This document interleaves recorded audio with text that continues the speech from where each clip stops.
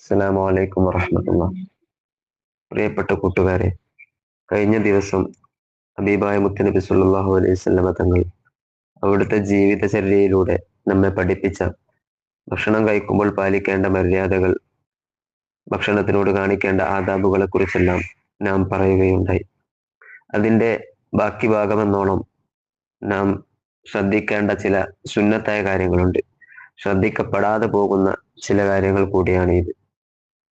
തർഷീഹുൽ മുസ്തഫീദീൻ എന്ന ഗ്രന്ഥത്തിന്റെ 367 പേജിൽ കാണാം, വയുന്തബുൽ ബിദാഅത്തു വൽ ഖത്മു ബിൽ മിൽഹി.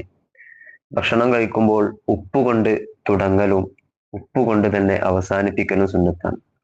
ഏത് ഭക്ഷണം കഴിക്കുകയാണെങ്കിൽ ഉപ്പുകൊണ്ട് തുടങ്ങുക, അതുപോലെ തന്നെ അവസാനിപ്പിക്കുന്ന സമയത്ത് ഉപ്പുകൊണ്ട് അവസാനിപ്പിക്കുക. ഇത് സുന്നത്തായ ഒരു കാര്യമാണ്. ഈ സുന്നത്തായ കാര്യങ്ങൾ ചെയ്തു കഴിഞ്ഞാൽ നമുക്ക് അതിനുള്ള കൂലി കൂടി, അതൊരു പുണ്യകർമ്മമാണെന്നത് കൊണ്ട് കൂലി ലഭിക്കുന്ന കാര്യവും കൂടിയാണല്ലോ.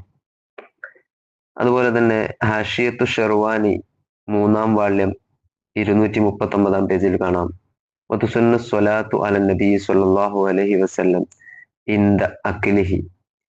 ഭക്ഷണം കഴിക്കുമ്പോൾ അരി ഭക്ഷണമാണ് കഴിക്കുന്നതെങ്കിൽ മുത്തുനബി സല്ലല്ലാഹു അലൈഹി വസല്ലം തങ്ങളുടെ പേരിൽ സ്വലാത്ത് ചൊല്ലൽ സുന്നത്തുണ്ട്. അരി ഭക്ഷണം കഴിക്കുമ്പോൾ സ്വലാത്ത് ചൊല്ലുക, അത് വളരെ പ്രത്യേകം സുന്നത്തായ കാര്യമാണ്. നമ്മൾ രാവിലെ അതല്ലെങ്കിൽ ഉച്ച സമയത്ത്, രാത്രി, ഏത് സമയത്താണെങ്കിലും അരി ഭക്ഷണം കഴിക്കുകയാണെങ്കിൽ സ്വലാത്ത് ചൊല്ലുക വളരെ കൂലിയുള്ള കാര്യമാണ്. അതുപോലെ തന്നെ തർഷീഉൽ മുസ്തഫീദീൻ എന്ന ഗ്രന്ഥത്തിന്റെ 327 പേജിൽ കാണാം, വൈന്ദബു നദറുൽ കൂസി ഖബ്ലഹു. വെള്ളം കുടിക്കുന്നതിന്റെ മുമ്പ് പാത്രത്തിലേക്ക് നോക്കൽ സുന്നത്തുണ്ട്.